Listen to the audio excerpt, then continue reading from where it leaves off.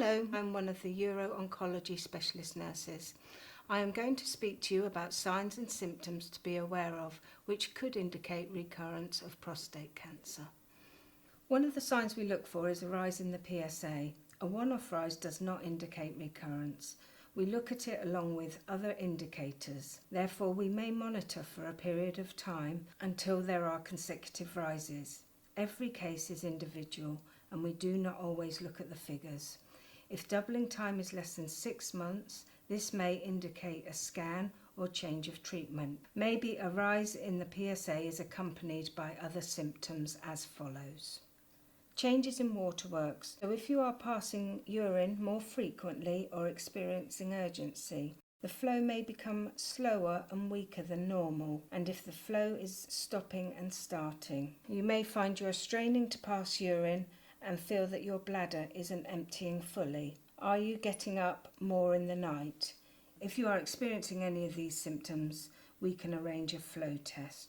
If you are experiencing increased pain, especially in large bones such as your pelvis or your spine, you may notice pain in your groin or swelling to your legs. If you have reduced sensation in your legs, reduced mobility, altered bowel or bladder sensation, this is a medical emergency.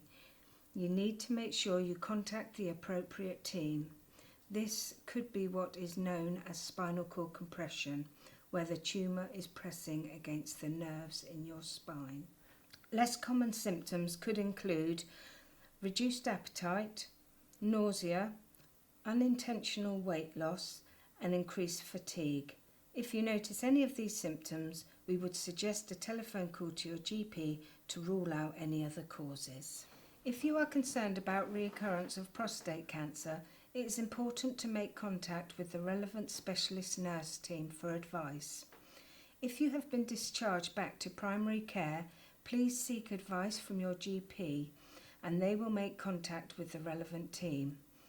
It would be useful to have a blood test to include your PSA and bone markers. Please ensure you contact the team you are being looked after by with your name, hospital number and telephone number. Include a brief description of your symptoms to enable us to advise you.